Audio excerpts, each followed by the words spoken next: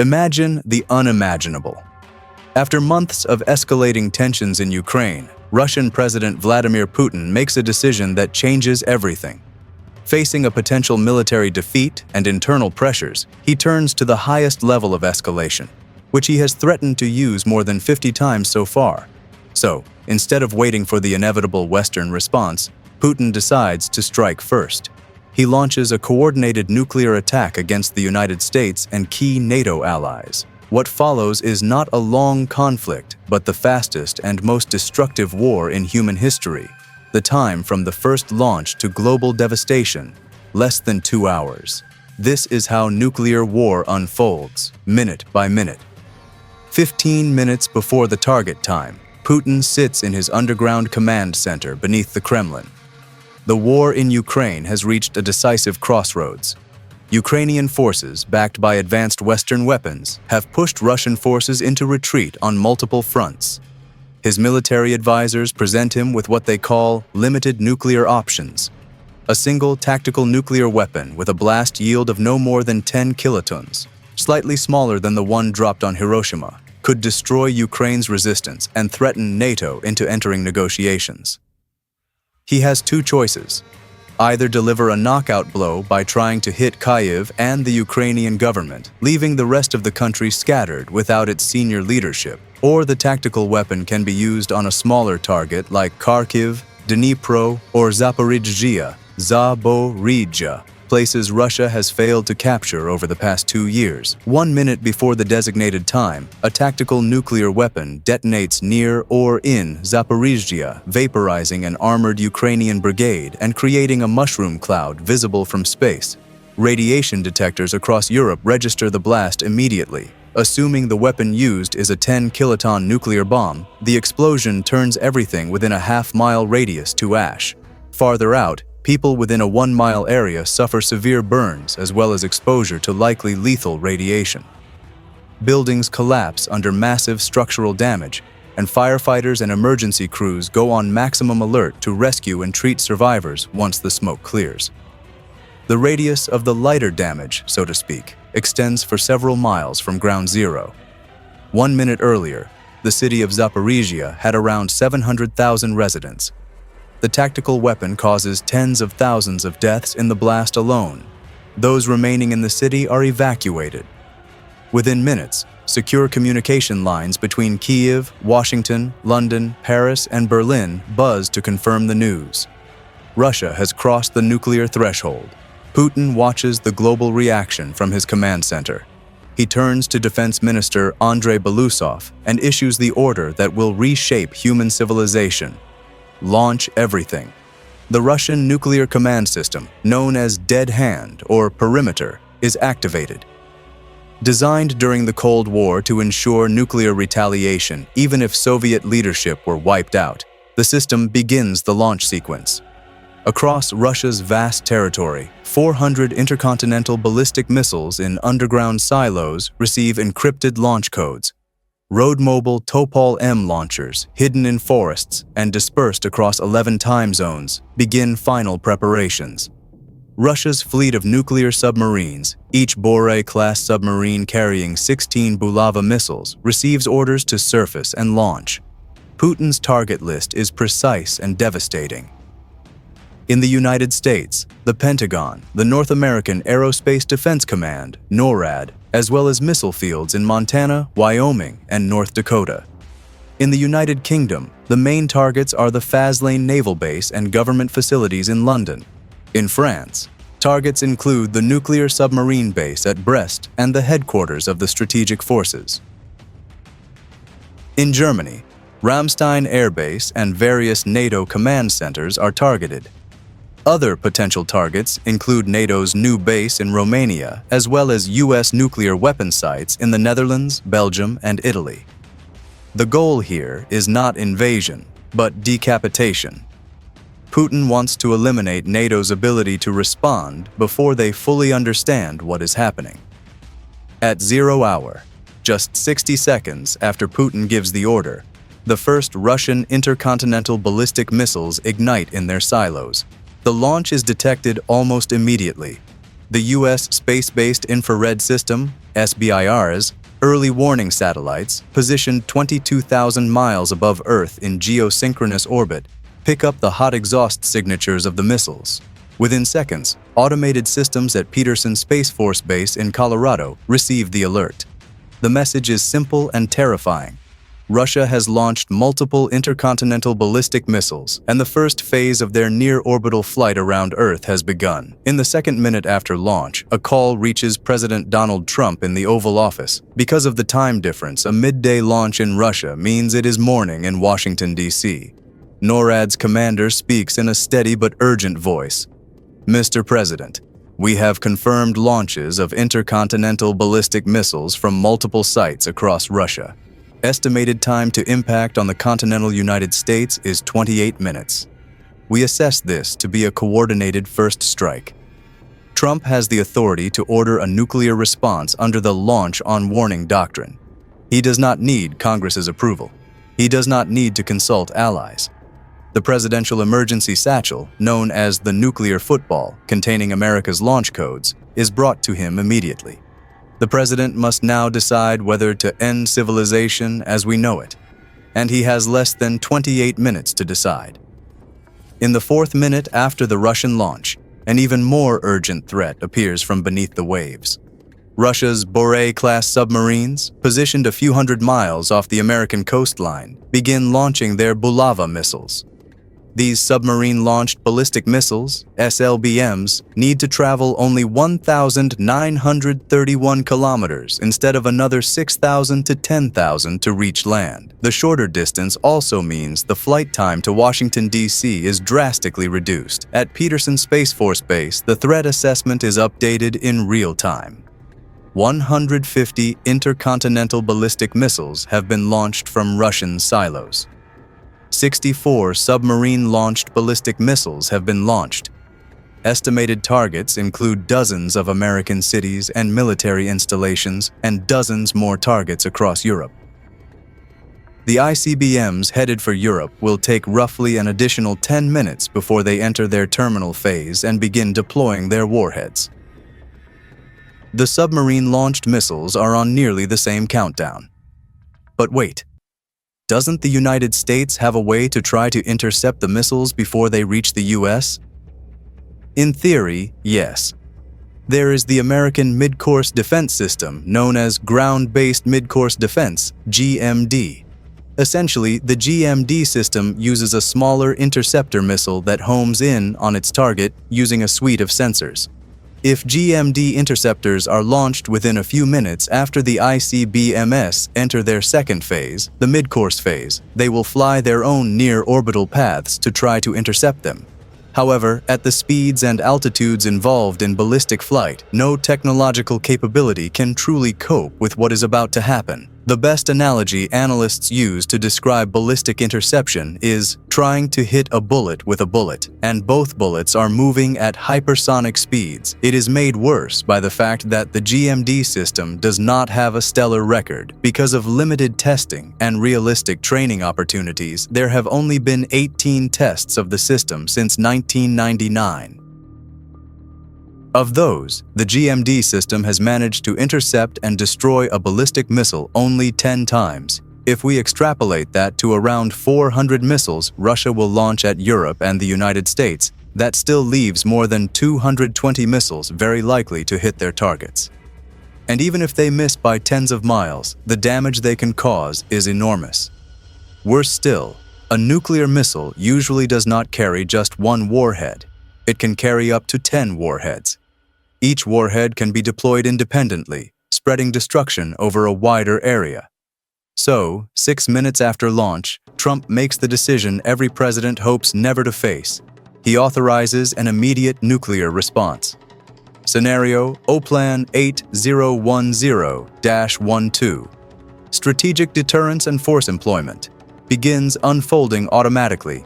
Within 60 seconds, 400 American Minuteman III missiles in Montana, North Dakota, and Wyoming receive their own launch codes. Nuclear submarines prowling the Pacific and Atlantic Oceans prepare to launch 20 Trident II missiles at Russian targets. In the 8th minute, London's emergency warning system for the Prime Minister is activated. The United Kingdom's 4 Vanguard-class submarines maintain continuous nuclear deterrent patrols. One of them, HMS Victorious, is currently submerged in the North Atlantic with 16 armed Trident missiles ready to fire. Launch orders go out simultaneously from London and Paris. France's Force de Frappe, its independent nuclear deterrent, begins launching M51 missiles from submarines in the Atlantic.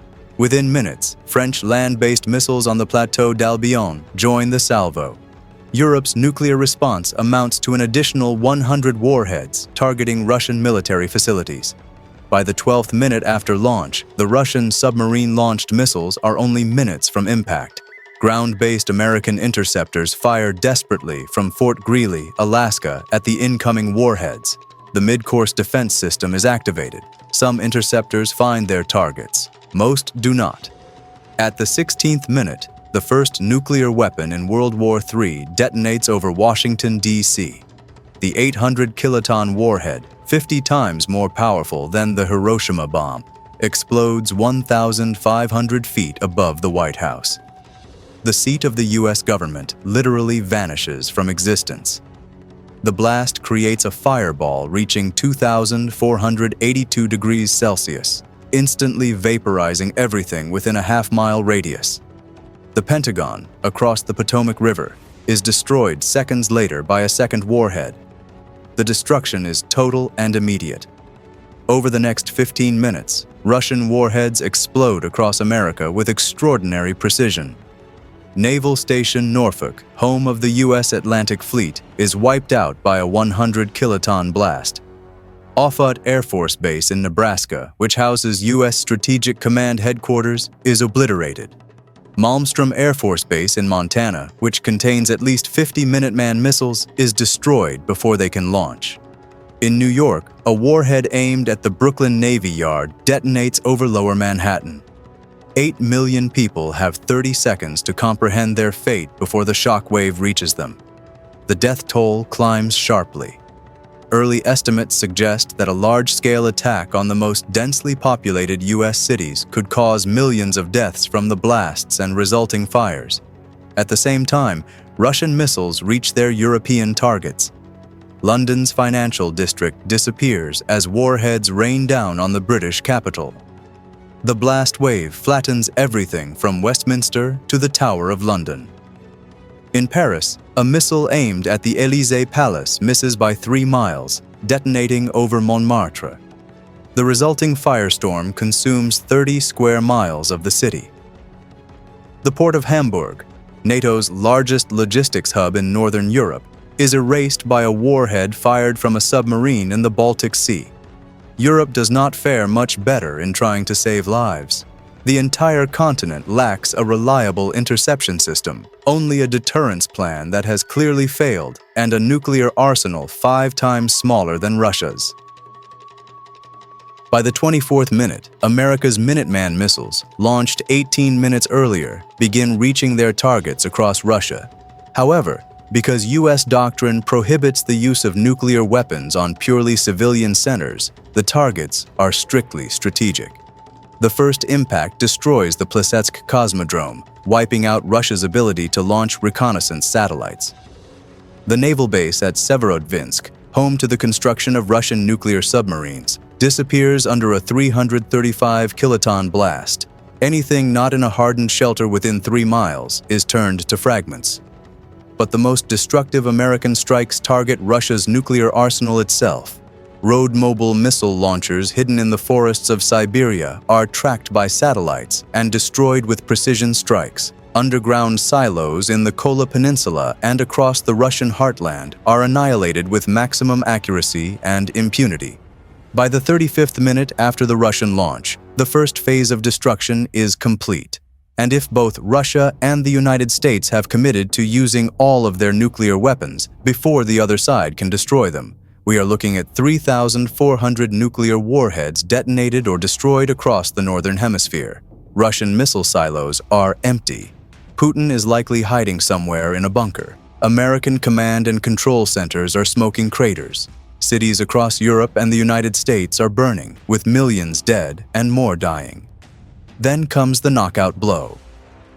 The last French missiles launched from submarines detonate over the Kola Peninsula, wiping out the headquarters of Russia's Northern Fleet. The final British Trident missiles destroy the Pacific Fleet base at Vladivostok. The nuclear exchange is effectively over in less than an hour after the first nuclear weapon is used on Ukraine, but death is only just beginning. By the second hour of strikes, as mushroom clouds rise over dozens of cities, the scale of destruction becomes clear. Casualty estimates for a limited strike focusing on military targets rather than the largest population centers reach about 15 million. Electromagnetic pulses from high-altitude detonations have destroyed electronic systems over vast areas. Modern civilization, dependent on computer networks, GPS, and power grids, begins a slow collapse. But nuclear weapons do not kill only through blast and heat. By the 6th hour after the start of the nuclear war, radiation begins claiming victims among those who survived the initial explosions. Hospitals, damaged or destroyed themselves, cannot cope with hundreds of thousands of radiation casualties. Fires rage uncontrollably across the affected cities. Broken water mains leave firefighters helpless against the flames. Areas close to the blasts emit lethal radiation, preventing coordinated first response operations. More ominously, the mushroom clouds from hundreds of nuclear explosions start mixing into the upper atmosphere, forming a radioactive shroud that begins to spread worldwide. The explosions also loft soot into the air, making breathing in the cities potentially deadly. Princeton's estimates of potential human losses after a few hours reach 34 million, and even that assumes a smaller-scale war. At this point, it is practically safe to say the war is over, but there is no winner. After 3 days, satellite images reveal the full extent of the destruction.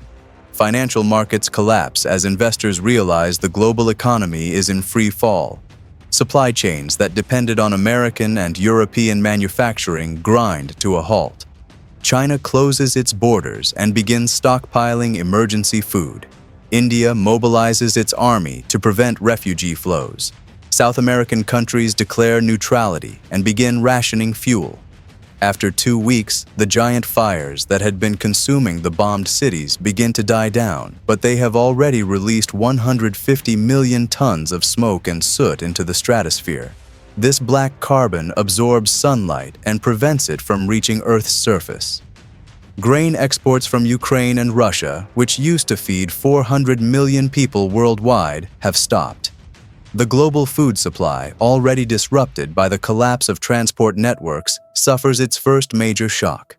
Global grain reserves, which normally cover about 75 days, begin to run dangerously low.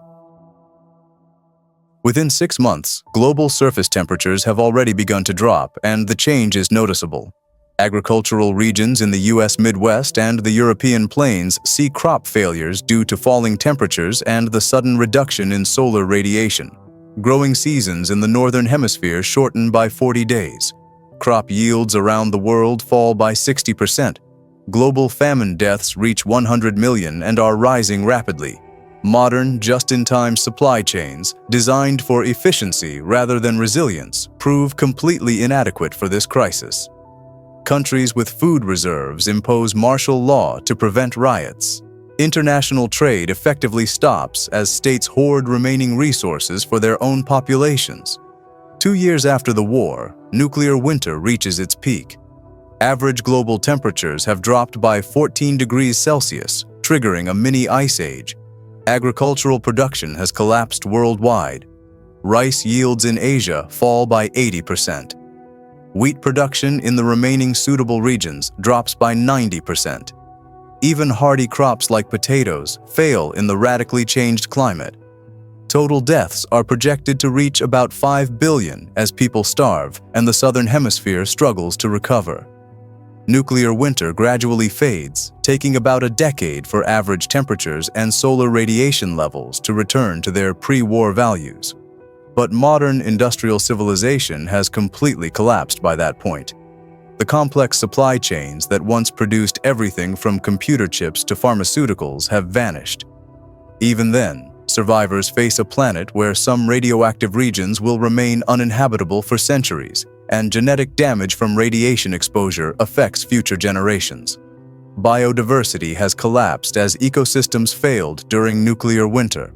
Of course, this scenario is purely hypothetical, as neither side so far appears suicidal enough to launch an all-out nuclear war. Instead, the thought experiment illustrates the fundamental madness of nuclear war. Unlike conventional wars that can be fought and won or lost, there are no winners in a nuclear war between great powers. If Russia decided to deploy a tactical nuclear weapon on Ukraine, it is far more likely it would do so only to force Ukraine to surrender. That would probably compel NATO to respond with a conventional war. Russia would then withdraw, losing the war in Ukraine and returning the world to the status quo. Only twice so far have nuclear weapons been used to destroy cities in history, yet many more of these weapons still exist. Launch systems are operational. Command structures remain in place. All that prevents this scenario is the continued rationality of a handful of world leaders and the absence of a single catastrophic miscalculation. The nuclear arsenals built to keep the peace can, in 35 minutes, end human civilization.